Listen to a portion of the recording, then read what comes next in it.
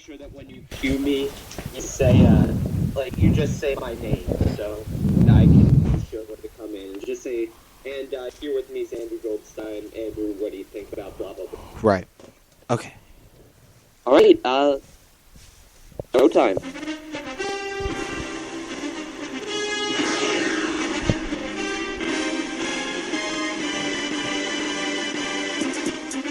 Aaron Hernandez, tight end for the Patriots, refused to speak to authorities after allegedly killing a man and stealing a car.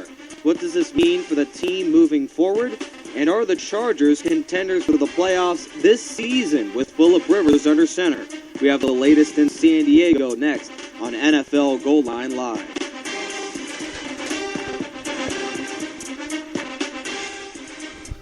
Hello, ladies and gentlemen, and welcome inside the NFL Goal Line Live studios. I'm your host, Nick Rice, alongside Andrew Goldstein. It's our first official version of the NFL Goal Line. I'm glad to be joined by Andrew, of course, and we're here to bring you all the updated topics and headlines from the National Football League season. Your 2013 campaign begins here on Spreaker.com. We are live, and Andrew has the very latest from New England. Andrew. Hey, everybody. Actually, I can't myself, so that's not good right now. Is the mic readjusted? Right, yeah, we're good. All right, sorry about that. There's a little bit of a snafu there, but always happens. First of all, just want to say that I'm glad to be joining the show, and hopefully we could have some enjoyable times together, both the listener and myself, as we go throughout the season. But we actually picked a pretty good day to start the show because this Aaron Hernandez thing is getting pretty out of control. It all started yesterday when a body was found in North Attleboro, Massachusetts, and a car belonging to Aaron Hernandez, Patriots tight end, was part of the evidence that police were seeking. And police actually questioned two of Hernandez's friends as well as Hernandez himself, although he wasn't named a suspect. But today, it's being reported that Hernandez was involved in a possible shooting outside of a Miami nightclub, a man named Alex Bradley. It was apparently shot by Aaron Hernandez, and the first lawsuit wasn't filed because of a clerical error, but apparently new one is going to be filed within the coming days and weeks. Now, Nick, let me ask you this. What was your first reaction upon hearing the story? Well, first of all, this is a lack of a surprise coming from two tight ends that were drafted so low in the 2011 draft because of their off-the-field issues. Now, what does surprise me is that a team like New England can't handle this situation, a team that has been so successful in containing guys like Albert Ainsworth and Chad Ochocinco and still making them productive members of their ball club. Now, with this Hernandez situation, it's not necessarily at the moment a criminal issue, but this case is not closed as of now. And for the fact that initially Hernandez refused to talk to the authorities really causes a question for concern out of the New England headquarters, because we're heading close to training camp now, and this is just a long list of issues with Aaron Hernandez, and we will get to the other tight end too in just a minute. But I mean, if a rental car and a death were both under Aaron Hernandez's name, and for the fact that he doesn't speak to authorities roots back to his problems in the past, and not to we're stating facts here on NFL Goal Line Live. He's had a pot problem in Florida, allegedly. Absolutely. I'm just reading the report here, and he also has some strikes against him. And when I'll reference this man, a well-renowned ESPN analyst for not only for radio but also for TV. But Colin Cowherd, he has a very interesting quote here. Life is a resume. Be careful what you put on it. And if a guy like Tom Brady were to have this issue, I would look. It wouldn't last more than 5 seconds here. But when a guy like Aaron Hernandez having a problem in college and taking it to the pro game, and when you on top of that add the fact that he's not even he's not even putting himself up to talking to the authorities. Very questionable, Andrew. And in my mind, this case will not end in the next few days. And if the National Football League has anything to do with it, you can count on Roger Goodell putting some sort of a penalty on the Patriots tight end. Well, you make a very good point, and that is they knew this was an issue when they drafted him out of Florida. And in their history, in their recent history, the Pats have had some pretty good luck with people who nobody else wanted. You know, if you think back to pre-2007, they kind of got Corey Dillon off the trash heap for free, plugged him in. He was a success. They got Randy Moss. Nobody wanted him. They plugged him in. He was a wild success. But it's starting to feel like maybe that was just a streak of good luck rather than some kind of organizational trick that they used to kind of straighten these people out. Is it possible that they just got lucky with the guys I that think there's, they picked? And yeah, I mean, you have a good point, but there is a little bit of both here, a little bit of a mixture of both. I mean, I do think that the Patriots have had a string of good luck, but you don't go 5 years on getting 3, 4, 5, 6 no-name guys and turn them into superstars without some sort of talent in that organization. Heck, they took Tom Brady, nobody wanted him, and turned him into a superstar. Now, part of that is the scouting issue, but, I mean, go down the list, and the Patriots do have a really good history of turning these players into greatness. And I mean, who knows how this Aaron Hernandez situation turns out. But one thing we can put our finger on is that not only for Hernandez but Gronkowski and that receiving core for the Patriots, now without Wes Welker, we take a look into the upcoming season and we look at a team, if we don't have a 100% healthy Rob Gronkowski, who has gotten into his 5th surgery in the last year, I mean, you don't just look the other way after a situation like that. And also another scenario with Aaron Hernandez, maybe this doesn't turn into a suspension or a penalty for Hernandez, but typically off-the-field problems like this turn into on-the-field lack of production. And we can look into the Patriots this season with teams like Miami and maybe we look at other teams in the AFC East that could make a push for being the next winner in that division. Andrew, is there any scenario here where we could see the Patriots second in that division or worse after the 2003 season's over? There are no scenarios. Unless a freak injury happens with Tom Brady, there are no scenarios like that.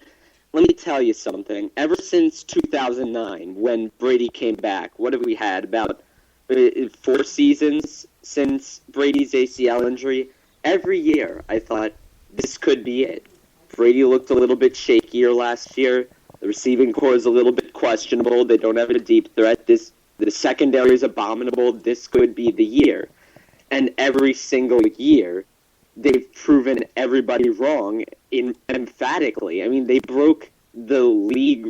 I mean, I'm not sure. I think they came close to breaking the league record for points last year. So this isn't just the kind of thing that the Steelers did from 2008 to 2011 where they were kind of getting by, winning games by 3 and 4 points. They're still demolishing people.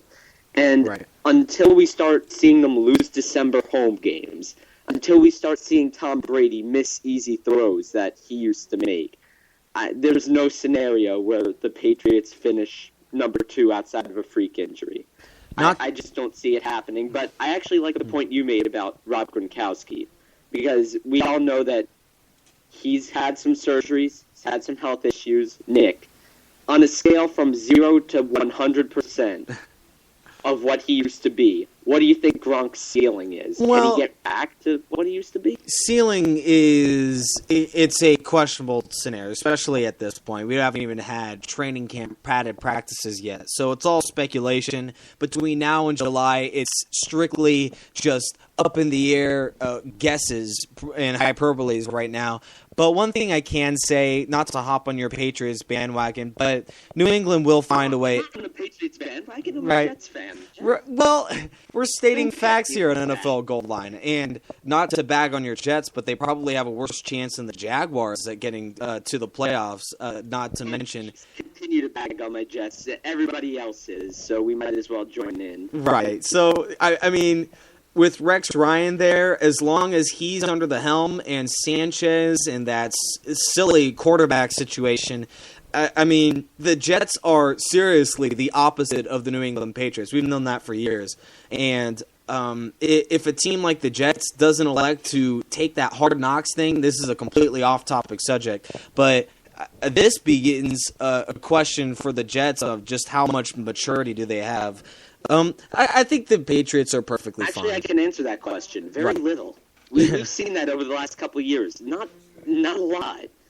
Right, so I honestly, we'll head back to this New England topic, though. I mean, just to sum up my point here for the Patriots, I believe now that they will be the team representing the AFC East. But I do give my case to the Miami Dolphins, who last season were very close to winning that division. They add a guy like Donnell Ellerbe in free agency. Maybe a guy like Mike Wallace can improve one of the weakest wide receiving cores in the NFL last year. This is not over yet. And Ryan Tannehill, sure, he had more interceptions than touchdowns, but where was his receiving core and where was the defense last year? I honestly where was his footwork and where was his pressure awareness? Those are the questions I'd rather be asking. You'd rather be asking. Well, that's all up for debate, and we can go hours on end on this situation. But one thing I do have more familiarity with is the situation in San Diego. Another questionable quarterback situation. Last 2 years, Phillip Rivers has not been the same quarterback he was in the first 8. And now, Rivers in his 10th season, or the Chargers the class of the AFC West. I just raise this question because a team like Denver, every year now, seems to have the front office that figures out a way to win. But with San Diego, with a whole new regime, we saw a team like Indianapolis come out of nowhere and put up 11 wins. Is a team like San Diego have even the slightest of hope of making the postseason or even knocking off the Denver Broncos as the AFC West champions? I leave this question to you because I can go on and on with this topic. Phillip Rivers, still one of the top quarterbacks in the NFL, even with a very weak offensive line and receiving core. San Diego, do they have a chance? San Diego's got a chance at a wild card. I don't think for the division they have a chance unless Peyton Manning gets hurt, which isn't out of the question because he's 37, 38 at this point. He has a fused spine and all that. But I actually have a little bit more of a very interesting question that I'd like to pose to you, and I know that you're very familiar with the Chargers. You're probably better qualified to answer it than I am. I spent my time after my astronomy final exam today thinking about Phillip Rivers trade scenarios because I know you're a Chargers fan and this could be an interesting thing to talk about. Right. If Phillip Rivers gets traded, two things. One, who is he getting traded to? Who would give him the money? And two, how much money would they give him? I pose that question to you. Well, I mean, this could be a situation for the Chargers headquarters, but they have really done a terrific job with handling the media scrutiny with Manti Te'o and also Phillip Rivers, along with other players in that Chargers organization. I believe if there's any scare of a chance that Rivers is at all in trade talks, teams that are willing to give money and don't have a quarterback. The Jacksonville Jaguars are in dire need of a quarterback. I don't believe that Rivers exactly fits the scheme that the Raiders have had, where they have just brought in free agent quarterbacks, all of which have eventually failed. Carson Palmer is on his way towards that mark again. I don't even know if that's a story that is even likely, to be quite honest with you, because Phillip Rivers. Now. I'm talking maybe a year or two. Right. Yeah. If Rivers has another off year, that's up for debate. I believe that there's a much stronger quarterback class in this coming NFL draft. So teams that are not in the top 5 would perhaps be in the market for a guy like Phillip Rivers. taking a look around the league, maybe a team like the Jets next year, if that bonanza at the quarterback position doesn't work out for them, maybe they can get things going with Rivers, a loudmouth himself. I don't believe that the Chargers will even be in that scenario. Let's look at just how much they've improved as a team. When you add a guy like Dwight Freeney, who already has a ring on his finger and also tacks on 110 sacks so far in his career, still a dominant pass rusher. His criminally damaged knees. He can't do his spin move anymore. He's right. Well, you can level at best. Ask Freeney, who got 9 sacks last year. I still believe he's an above-average pass rusher to a team that is already stacked at defense. They were number 6 in the league last year in the defensive side of the ball. We also add offensively. DJ Fluker in the draft. Manti Te'o defensively will just do nothing but help that team. Nothing but positive reports have come out of that guy. Danny Woodhead on the offensive side. He's an above-average guy with some talent, and he's in the prime of his career and didn't exactly get the touches you would like. All the touches going to the receivers, Welker, Gronkowski, just to name a few. So Woodhead will get his touches, along with King Dunlap, under the radar pickup. He will, at the moment, is our starter at left tackle right now with Marcus McNeil heading out of town. I believe the Chargers have a shot with the fact that the coaching, it's just a new, fresh air for those Chargers players. And when we have a young defense, number 6 in the league last year, and if the offense, second to last in passing, there's nothing but up this team can do next year. I believe that. I mean, if 7-9 was the worst they can do, I think the Chargers have a serious chance at least getting a better record. It's interesting that you mentioned that because I just pulled up the Chargers schedule. You want to briefly go through it with me and see which games they have a chance to win here? All right, let's go through it. Okay, first game, home for the Texans. I think we that can be a win. There can be a win. Well, the Manti Te'o, that situation will be broadcast to death in the Week 1 contest. I believe. Okay. Yeah, right. I believe it's plausible they can win Week 1. All right, Week 2 at the Eagles. At the Eagles, the Eagles terrible on the offensive line. Chargers one of the top defensive lines in the NFL. I believe they have a chance. All right. Well, we've got to get to like one or two other topics. So I'm just going to breeze through the rest of the schedule. Right. You just reply win or lose, and we'll see. All right, we'll buy or sell the Chargers season right now. They're 1-1 so far after Week 2. 1-1 at the Titans. Win. 2-1 home for the Cowboys. Win. 3-1 at the Raiders. Win. 4-1 home for the Colts. Loss because the Colts match up very well against the Chargers. Okay, 4-2 at Jags. At Win. Jacksonville. Win. 5-2 at Washington. Loss. Okay, 5-3 home for Denver. Loss. 5-4 at Miami. We're gonna go with a loss. There's always one surprising lose in the year. We'll go 5-5. 5-5. Okay, in Kansas City. Win. 6-5 home for Cincinnati. Wow, that's I feel like a that tough would one. go either way. Yeah, that's a toss-up. I believe Andy Dalton late in the year, they'll just get hot. I believe it's a loss. You sure? I would actually go win here because I never trust East Coast teams traveling to the West Coast or vice versa, especially for early games. Right, but look at this. Look at the Bengals. Geno Atkins, that dominant defensive line. Chargers, they gave up 49 sacks last year. Yeah, I don't really have confidence in the middle of their offensive line. Also, I haven't been following offensive lines as diligently as I should in the offseason, but did the Chargers find a replacement for Jeremy Clary?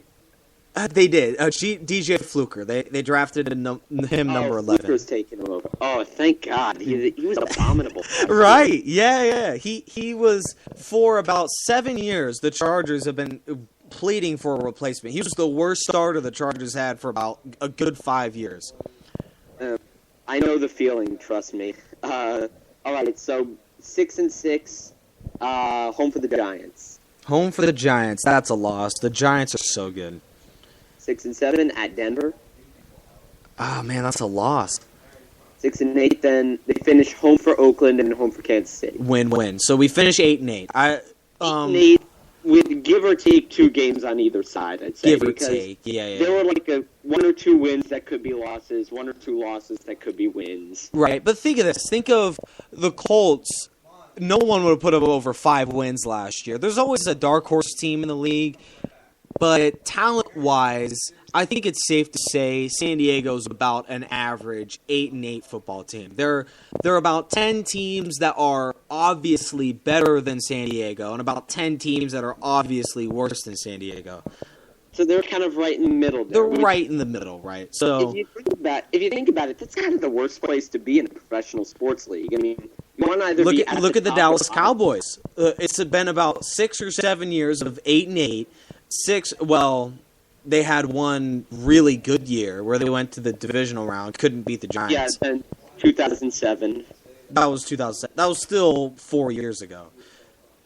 5 years ago. Well, we can't even do math here on NFL. Before we get off the Chargers, I had to tell you my idea, and I brought up the Phillip Rivers thing for a specific reason, the fake trade scenario. Mm-hmm.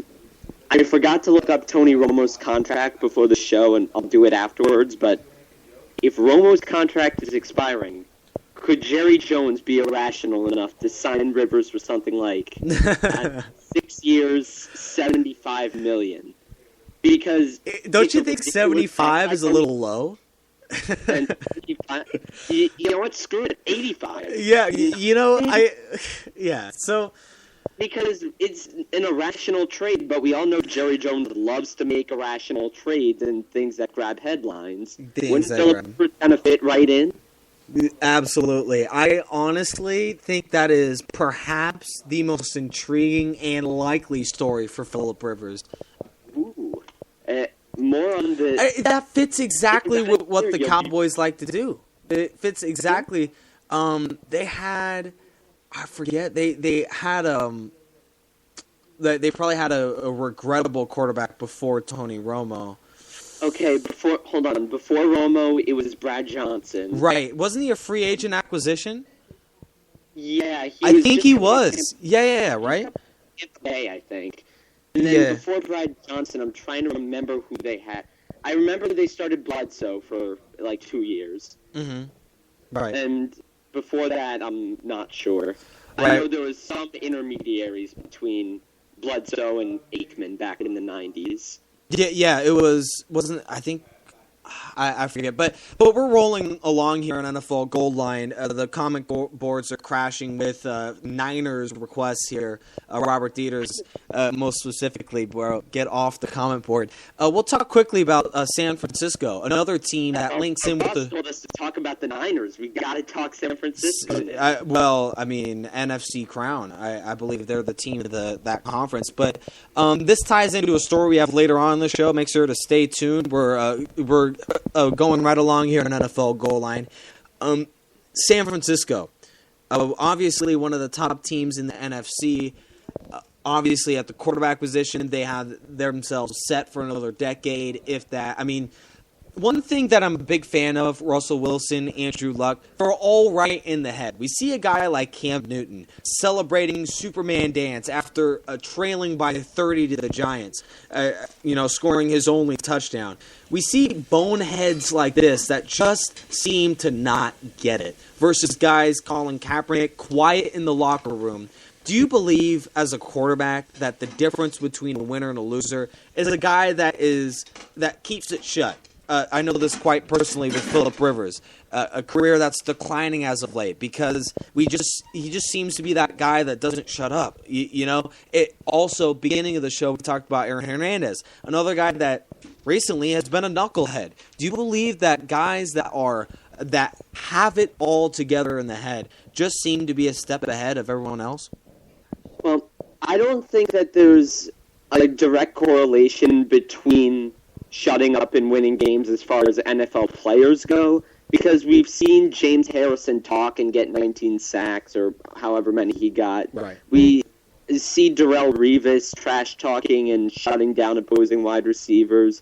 So as far as NFL players go, no. But I feel like being an NFL quarterback, half of it's the skills and smarts and all of that and being good on the chalkboard, but half of it's about that kind of indefinable charisma. And I feel like guys like Aaron Rodgers, guys like Colin Kaepernick, they're bigger talkers and bigger, vocal leaders than we think they are, but they do it in the huddles. They do it behind closed doors. Because I remember, we see Aaron Rodgers and we just kind of think, oh, he never says anything. He's just kind of a machine that's putting up these big numbers. But I remember seeing an interview with him after the 2005 draft where San Francisco passed on him, if you remember, and Green Bay took him. Right. And the reporter said, do you regret not being drafted by San Francisco? And Aaron Rodgers replied, not as much as I'm going to make them regret not taking me. Mm-hmm. So I feel like you have your big talkers who kind of try to emulate that indefinable charisma and can't. And then you have guys like Aaron Rodgers who try not to let it show, but once in a while kind of let slip what makes them special. Because while being a loudmouth isn't preferable, you also can't be a statue. You can't be, Jim Caldwell at quarterback. You have to have some passion. Bill Belichick fits in that perfectly. Perhaps the most brutal post-game press conference. I'm sure being a Jets fan in that AFC East, firsthand, Bill Belichick, a statue. Just nothing out of that guy. I'm going to throw this out here, and I'm not sure if you follow basketball at all. This isn't really basketball related, but Greg Popovich or Bill Belichick, which one would you least rather cover as a reporter? You have to ask him 2 questions between quarters. Who would you least rather ask it to? I give credit to Bill Belichick. He will actually answer the question. We actually have a quick bite for Popovich, wasn't it? It was the post-game press conference. Classic Popovich. We're bringing it up right now, but it was right after the game. Ignores I'm not going to answer that question, I believe. We're going to bring up that. Let's hear. Greg Popovich or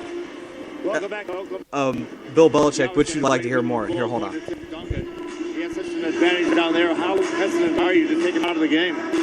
Well, I can't play him 48. For the second unit without Manu Ginobili, you usually have an edge there. Who has to step up in that second unit for you tonight? Manu's not here. Whoever you put out there. You looked at him. All right, thanks a lot. Wow. Wow. Try answering the question. Try answering the question. Okay, well, we're answering final questions here on NFL Goal Line. We might run a little bit late, but not to worry. We're here to answer all of your questions here on NFL Goal Line Live. Real quick, San Francisco. There are alleged reports that Vernon Davis might play receiver next year. That I don't know if that's going to happen, but it'll do nothing but positive things for San Francisco in my mind. So with the Niners, another report, Justin Smith just signed a 2-year extension a few hours ago. It's a 2-year deal. They just signed it today. They signed it today. Wow, they just signed Justin Smith to a 2-year contract. So that defense, can they contend with Seattle and win the NFC West? Well, absolutely. I mean, it's not even a question of if they can contend with Seattle if they, just won the NFC West. I feel like they've kind of proven themselves, but I feel like one of 2 things can happen. One is they kind of fade back because the league kind of figures out the zone read option stuff, figures out how to beat the Niners defense, and we've seen this in a couple of different pro sports, not just football, they spend the offseason thinking about how close they were to the Super Bowl, and they just come out destroying everybody next year. Right. You saw it happen with the 2007 Patriots after they lost that game to Peyton Manning in that incredible comeback in the 2006 AFC Championships. I feel like we're going one of two ways on the Niners, and those are the two. But actually, I'm going to disagree with you here. I don't think Vernon Davis as wide receiver is going to work. At least not as well as Vernon Davis as a tight end. They don't even have Delaney Walker anymore. So if he is a receiver, good point. Who do they have at tight end? It's a side topic. I don't even know. It's something to create headlines. I don't believe it's much of an issue. But isn't there a player on the Seattle Seahawks who's going to wring the Niners' neck? Interesting. Yes. Actually, I'm glad you mentioned this. Brandon Browner, for those of you who don't know him, he's the corner for the Seahawks, all-pro, played in the CFL for a little while. He said this past week that he wanted to, quote, wring Jim Harbaugh's neck. And Jim Harbaugh, of course, is the coach for the 49ers. Now, I've got to ask you, with all the great players on both teams, and now with all of this trash talk, has Seahawks versus Niners overtaken Ravens versus Steelers to become the league's defining rivalry? Absolutely. Absolutely. There's the Steelers and the Ravens, two teams that are headed in different directions. It was the case last year when the Steelers, as old as they are, oldest team in the league, just fell apart. And outside of an underrated Ben Roethlisberger, I want to admit that with so much turmoil on offense, I feel bad for Roethlisberger. This year will be another long season for the quarterback. Steelers and the Ravens, two teams headed in opposite directions. Ozzie Newsome has that Ravens squad in a very good position next year with so many guys leaving. Not to mention with a big salary cap situation for the Ravens to be right back in it. I believe that the Ravens will be another really good team next year, a team that can contend for the obviously the AFC North title with the Bengals still in turmoil and the Browns. I mean, speaking of Cleveland, just another team in a disaster right now. I actually got a big prediction for Cleveland. You ready? Go for it. And I don't even want to say this because it sounds so incredibly dumb, but you know what? We're deep into the show. I'm feeling confident. So you know what? 2013 AFC North champions, Cleveland Browns. Come on now, dude. We're talking about a show of real facts. Yes. Now, hold on. Let me explain. Firstly, you've got the Ravens. They lost everybody on defense. Come on. Ray Lewis was so overrated, it's not even funny. No. Here's the thing. His skills are overrated. But part of being on a defense is about knowledge, knowing how to make adjustments on the fly. That's Did you just say knowledge has nothing to do with NFL players outside of quarterback, maybe? Come on now. The Browns... All right, I'll let you finish. Go for it. And secondly, I really love the new ownership and the new front office they brought in. Michael Lombardi is just probably one of the smartest football guys in the business. If you listen to any episodes of the BS Report with Bill Simmons that has him on it, you'll see that. Joe Banner, very savvy football guy. And now, here's the thing. I'm not saying that the Browns are a good team. I'm saying they're going to win the division by a fluke. By a fluke? Just by a fluke. You come look at the schedule. Yeah. And I'm going to pull it up right now. Now, I'm going to preface this by saying I think that 10-6 or even 9-7 might be good enough to win the division with tiebreakers. Because that's what I think. Because people forget this, but the Bengals won the AFC North with, what was it, 9-7, 10-6 last year? I think it was 10-6, right? Yeah, 10-6. Yeah, so and everybody in the AFC North is ranges from questionably better or worse to absolutely worse. Now let me read you these 16 games, and you try to picture the Browns getting at least 9 wins out of that. Hold on, it's loading here. Okay, here we go. First game, home for the Dolphins. That's a possibility. Okay, you just go ahead and read that schedule. At the Ravens, at the Vikings, home for the Bengals, home for the Bills, home for the Lions. Those are potentially 3 straight wins.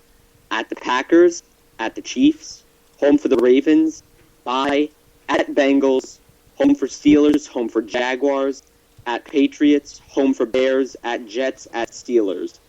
That's a substantial amount. Those are a substantial amount of games against the 6 or 7 worst teams in the league. They could absolutely get 9 wins out of that.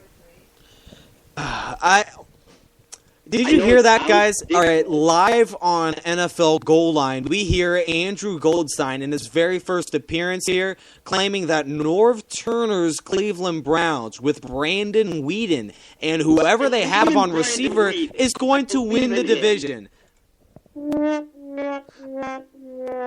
I don't see it, bro. 9 wins out of that schedule. I don't even think they get 1 win out of that division. I think that's just a terrible call.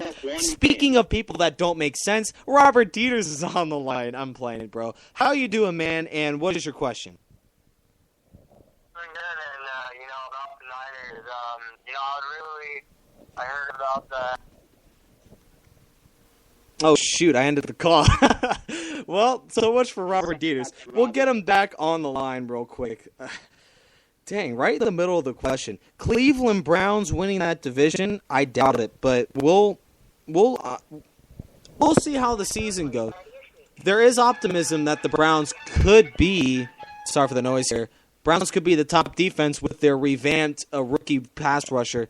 Dieter, sorry about the end call, but what is your question, and thank you for joining us. Yes, my question was, do you think the Niners could go back to the Super Bowl, and do you think they can actually win it? Especially, I understand the offense didn't do so well in the beginning, and now because Colin Kaepernick is finally out of the full season with the Niners, do you think that they can win and go all the way? Can they win and go all the way? I honestly think we already touched on this earlier. That team has nothing but optimism, a team that's done great things in the postseason the last 2 years. When you are around winning atmosphere, a winning formula, a team that is so well balanced, well coached from top to bottom, there is nothing short of confidence that I can span to why the Niners with Alex Smith at quarterback for half the year can be such a great team. It's a team that isn't the most talented team in the league, but I would contend it's the top 2 or 3 most well-coached teams in the league. Niners to the Super Bowl is not a far-fetched situation there for San Francisco. Would you call the Niners the favorites to win the Super Bowl? Favorites. Robert, I'll leave that to you. All right, thanks. All right, that was Robert Dieters, the head of National Sports, joining us here on Spreaker.com's NFL Goal Line Live. We're wrapping up here. Niners, we'll wrap up with that topic here. We'll give you one question for the road. Andrew, you have a situation I'm actually not aware of, but Andrew, go ahead. Yes, this was all over the news earlier this week. My co-host was a little bit busy with some other stuff and doesn't have an absurd amount of free time to check NFL.com like I do. Mm-hmm. Just so you know, I check it. Well, I do have a life, but go ahead. Being. Go ahead, man. But here you go. So apparently, back in 2004, the story went, or 2005, after they won the Super Bowl, Robert Kraft, the owner of the New England Patriots, met with the Russian president, Vladimir Putin.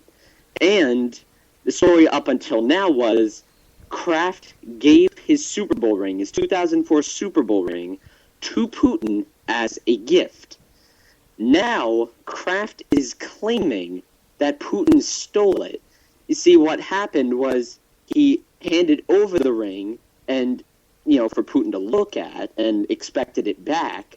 But apparently, Putin just took it, put it in his pocket, and 3 or 4 KGB guys, as Kraft described it, came up around him, and they just walked out. And apparently, Kraft actually complained to the White House and some government officials that he wanted the ring back, and for them to go and tell Putin that wasn't a gift. And but apparently a spokesperson for then President George W. Bush said it would be in the best interest of U.S.-Russian relations to say that the ring was a gift. Now, Putin's denying it, Kraft saying he stole it. This is really a unique story. I haven't heard of anything like this ever. Well, a ring was stolen and not even in the country of America. It's a far-fetched situation there for Russia relations, and I mean, it doesn't lead to any more wins in the NFL. It's just like kind of sitting in the Kremlin library right now. Right, interesting situation. We're wrapping up here on NFL Goal Line Live. However, we'll leave you with one final song to head us out. And obviously, thank you for joining us. This is our season premiere of NFL Goal Line Live with Nick Rice and Andrew Goldstein. Thank you for joining us, and meet us right back next week. It should be Thursday at the same time for another presentation of NFL Goal Line Live. Thank you, and we'll see you next week. Everybody. Take it easy.